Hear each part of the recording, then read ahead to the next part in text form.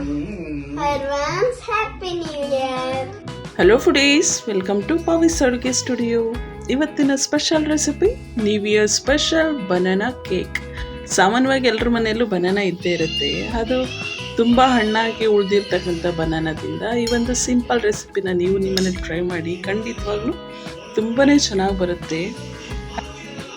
ನಾನು ಹೇಳೋ simple steps follow ಮಾಡ್ತಾ ಮಾಡಿ, ಪಕ್ಕಾ ಬೇಕ್ರಿ ಸ್ಟೈಲಲ್ಲೇ ಪರ್ಫೆಕ್ಟಾಗಿ ಬರುತ್ತೆ. ಬಿಗಿನರ್ಸಿಗೆ ಕೂಡ ತುಂಬಾ ಈಸಿಯಾಗಿ ಮಾಡ್ಕೊಬೋದು, ಅಷ್ಟು ಚೆನ್ನಾಗಿರುತ್ತೆ. ನಾನಿಲ್ಲಿ 2 ಬಾಳೆಹಣ್ಣನ್ನ ಈ ಥರ ಕೈಯಲ್ಲಾದರೂ ಸ್ಮ್ಯಾಶ್ ಮಾಡ್ಕೊಳ್ಳಿ. ಕೈಯಲ್ಲಿ ತುಂಬ ಟೈಮ್ ಹಿಡಿಯುತ್ತೆ ಅಂತ ನಾನು ಮಿಕ್ಸಿ ಜಾರ್ಗೆ ಹಾಕ್ಕೊಂಡು ಈ ಥರ ನೈಸಾಗಿ ರುಬ್ಕೊಂಡಿದ್ದೀನಿ. ಇದಕ್ಕೆ 3/4 ಕಪ್ ಆಗೋಷ್ಟು ಸಕ್ಕರೆ ಹಾಕ್ಕೊಂಡು, ಸಕ್ಕರೆ ಕಂಪ್ಲೀಟಾಗಿ ಕರಗೋ ತನಕ ಈ ಥರ ಮಿಕ್ಸಿ ಮಾಡ್ಕೊಳ್ಳಿ. ಈಗ ನೋಡಿ, ಕಂಪ್ಲೀಟಾಗಿ ಸಕ್ಕರೆ ಎಲ್ಲ ಚೆನ್ನಾಗಿ ಮಿಕ್ಸ್ ಆಗಿದೆ.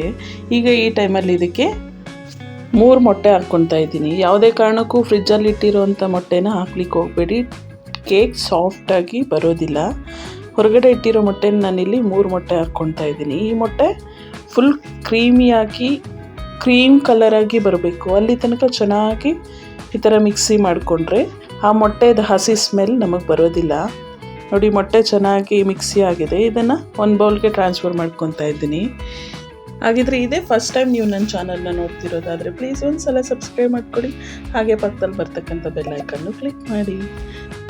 ಈಗ ಇದಕ್ಕೆ 1/4 ಕಪ್ ಆಗೋಷ್ಟು ಮೈದಾ ಹಾಕ್ಕೊತಾ ಇದ್ದೀನಿ.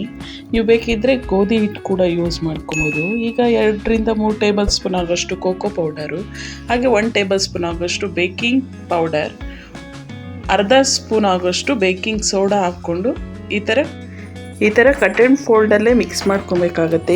ಬಿರ್ರಿ ಮಿಕ್ಸ್ ಮಾಡಿಕೊಂಡ್ರೆ ಹೇರ್ ಬ್ಲಾಕ್ ಆಗಿ ನೀಟಾಗಿ ಫ್ಲಫಿಯಾಗಿ ಕೇಕ್ ಬರೋದಿಲ್ಲ. ಒಂದೇ ಸೈಡೇ ಮಿಕ್ಸ್ ಮಾಡ್ಕೊಬೇಕಾಗತ್ತೆ.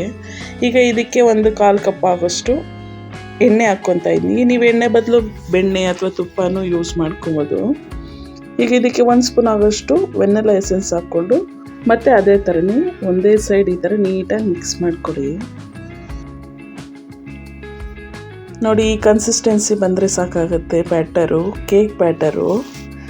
ಈಗ ಇದಕ್ಕೆ ನೀವು ಇಷ್ಟಪಡೋದಾದರೆ ಟೂಟಿ ಫ್ರೂಟಿ ಹಾಕ್ಕೊಳ್ಳಿ ಅಥವಾ ಡ್ರೈ ಫ್ರೂಟ್ಸ್ ಬೇಕಾದರೂ ಹಾಕ್ಕೊಬೋದು. ಇದನ್ನು ಒಂದು ಮಿಕ್ಸ್ ಮಾಡಿ ಸೈಡ್ ಇಟ್ಕೊತಾ ಇದ್ದೀನಿ. ಈಗ ಒಂದು ಬೌಲ್ಗೆ ಅಥವಾ ಕೇಕ್ ಮೋಲ್ಡ್ ಇದ್ರೂ ಅದಕ್ಕೆ ಎಣ್ಣೆ ಅಥವಾ ಬೆಣ್ಣೆಯಿಂದ ಗ್ರೀಸ್ ಮಾಡಿ ಅದಕ್ಕೆ ಒಂದು ಸ್ವಲ್ಪ ಮೈದಾ ಇಟ್ಟು ಸ್ಪ್ರೆಡ್ ಮಾಡ್ಕೊತಾ ಇದ್ದೀನಿ. ನೀವು ಬೇಕಿದ್ರೆ ಬಟರ್ ಪೇಪರ್ ಇದ್ರೂ ಕಟ್ ಮಾಡಿ ಹಾಕ್ಕೊಂಡು ಯೂಸ್ ಮಾಡ್ಕೊಬೋದು. ಬಟರ್ ಪೇಪರ್ ಇಲ್ಲ ಅನ್ನೋರು ಈ ಟ್ರಿಕ್ಸ್ ಯೂಸ್ ಮಾಡ್ಕೊಳ್ಳಿ. ಈಗ ಇದಕ್ಕೆ ಕೇಕ್ ಬ್ಯಾಟರ್ ಹಾಕ್ಕೊಂಡು ಮೇಲೆ ಒಂದು ಸ್ವಲ್ಪ ಟೂಟಿ ಫ್ರೂಟಿ ಹಾಕಿ, ನಾನಿಲ್ಲಿ ಮೊದಲೇ ಕುಕ್ಕರ್ ಬಿಸಿಯಾಗೋದಕ್ಕೆ ಇಟ್ಟಿದ್ದೆ.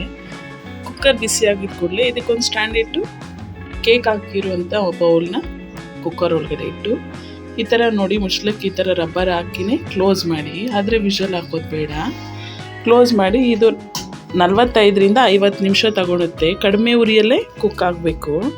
ನೋಡಿ, ಈಗ ರೆಡಿ ಆಗಿದೆ. ಇದು ಈ ಥರ ಕಂಪ್ಲೀಟಾಗಿ ತಣ್ಣಗಾದ್ಮೇಲೆ ಚಾಕು ಅಥವಾ ಸ್ಪೂನಿಂದ ಈ ಥರ ನೀಟಾಗಿ ಸೈಡ್ಸೆಲ್ಲ ಈ ಥರ ತಕ್ಕೊಂಡು ಒಂದು ಸರ್ವಿಂಗ್ ಪ್ಲೇಟ್ ತೊಗೊಂಡ್ರಂತೂ ತುಂಬ ಸಿಂಪಲ್ಲಾಗಿ ಈಸಿಯಾಗಿ ರೆಡಿ ಆಗುತ್ತೆ ಒಂದು ಕೇಕು.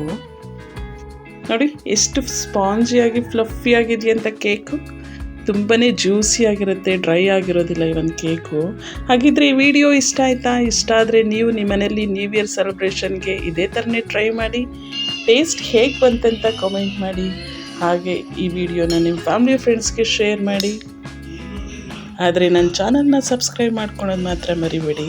ಇನ್ನಷ್ಟು ಹೊಸ ವಿಡಿಯೋ, ಈಸಿ ರೆಸಿಪೀಸ್ ನಾನು ನಿಮಗೋಸ್ಕರ ಅಪ್ಲೋಡ್ ಮಾಡ್ತಾ ಇರ್ತೀನಿ. Thank you so much.